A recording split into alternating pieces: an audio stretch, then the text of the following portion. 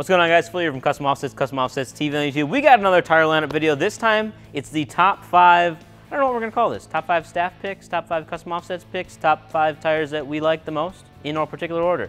That's what it's gonna be. So we're actually gonna start with kind of, I guess it's not necessarily a newer tire, it's just a tire that we haven't featured very much. It's the Kenda Cleaver RT. So by the name, you can assume that that's going to be a hybrid tire. So we're going to combine the best of the all-terrain platform and the mud-terrain platform and throw it in the Kenda Cleaver RT. So Brad actually just ordered a set for his truck, so he's going to test these things out. But I really like the tread design and what they got going on with the siping here and the sidewall. This just reminds me of a race truck tire. If you've ever heard of the Crandon International Raceway or seen the trophy trucks, the Pro 2, Pro 4 trucks that run out there, this reminds me a ton of what they run just because of the sidewall design here. It's very, very like Baja styled, and they also have the Kenda logo on the side raised up in black letters, so that's pretty slick. It's not just like very flat like the rest of the tires. So looks really cool, and probably the best part about it is in a 35 12.5 R20, which is the size that I'm going to use to compare all of these. Not saying that these are 35 12.5 20s, but just for comparison's sake, they're under $900 for the set of 4, and that includes free shipping. So pretty insane deal that you can get a 35 12.5 20 for under 900 bucks in comparison to the rest of the prices that we'll run through in a little bit. One thing to note on the side of these tires is because of the way they have the tread blocks on the very edge here, kind of cut and scooped out, it does have a little bit more of a rounder appearance on the edge as compared to some of the other tires, a little more square. So just one thing to look at if you're considering these as your next tire. The siping on here, there's plenty of it, there's a lot of it, but it is very straight lines. You just like to see a little more jaggedness in there if you're gonna be running it in the snow or anything like that. But as far as gravel, sand, mud, rocks, this should have absolutely no problems with that. It does have the stone ejectors in between the shoulder blocks on the side as well. So any sort of debris should not get stuck in this tire, should fling out absolutely just fine. So like I said, Brad's gonna run those and test them out. I'm really excited to see how they do, and that's why it made the list for our top 5 picks. There isn't a mileage warranty on these things, but they do carry a full manufacturer's warranty, and another really cool feature is that they go all the way up to a load range F in that 35 by 12.5. So if you are somebody who does a lot of towing or you have a heavy duty truck, this is definitely an option for you. Brad has a 2500, that's what they're going on. Then we jump to the Toyo Open Country AT2. This tire has been out for a while, so it's obviously this is the second version of it. So they redesigned it and made it even better. And there's rumors that an AT3 will be coming out sometime. However, I know they're in the very, very beginning stages of it. I actually got a chance to tour the Toyo facility, and they explained to me what's going on with the new tire. So it's still going to be a while for the new one, but they're going to listen to some of the feedback we provided them, which was pretty much make the shoulder or the sidewall of the tire, excuse me, more aggressive. The tread pattern itself has a lot of cuts and angles going on where the tread actually does look relatively aggressive. The outside voids here on the side are very deep, very wide, and then kind of tighten up a little bit in the middle. So you're reducing road noise there. If this is a tire that you're going to throw on your everyday driver, it's something that's going to be more quiet for you, but still offers a decent amount of traction if you do occasionally go down the gravel roads and stuff like that. One of the things that they do to make this tire more stable for the road is they include these little tie bars, which are on the very ends of the tread block. So you kind of see that the tread comes down and then these tie bars shoot out towards the next tread block. So basically they're taking the weight that's sat on these tires when they're on your vehicle and kind of more evenly distributing it across the tire. So that helps stability because these tread blocks aren't moving or flexing under high speed. If you're driving on the highway at 80 miles an hour, it's perfectly acceptable on these tires. And at the same time, cornering performance and everything like that is also retained because of these tie bars.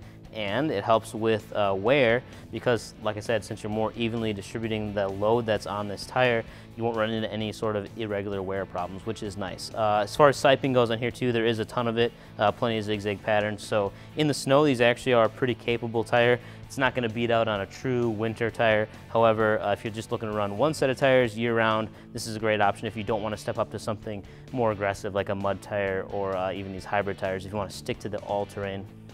Like I said, only complaints is going to be that sidewall doesn't look quite as aggressive as we'd like, but there are different versions out there. So you'll see there's I believe it's XT or XL designation. That's going to have the sidewall's like raised the rubber's raised up more. So it sticks out a little bit further, looks a little bit more aggressive. But this is available in a ton of different sizes, all the way like as low as 15-inch, all the way up to 22s. So they've got an application out there for everything. And also, the important thing to know on here, as far as when you're shopping for them, you might find a load E, and that's going to be like around the $1,500–$1,600 range.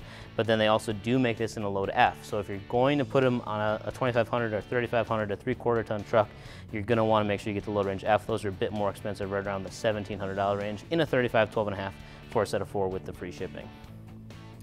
That load range F is also a 12-ply tire, so that's pretty neat, and they include a 50,000-mile warranty.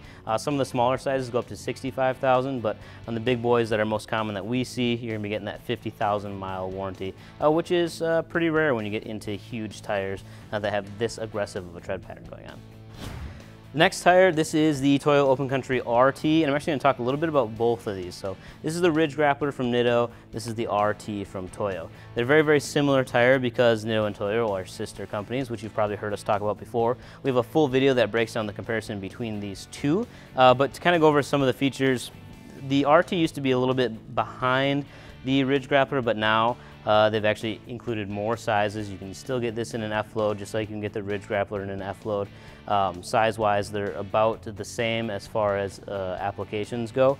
And one thing nice about both Nitto and Toyo is that they do run true to size. So you're getting exactly what you pay for there. Toyo Open Country RT is built on the mud tire platform, whereas the Ridge Grappler is built on the all-terrain tire platform. So you're going to see this is a 3-ply sidewall and this is a 2-ply sidewall. So some small differences there, which is why you see a little bit difference in price as well.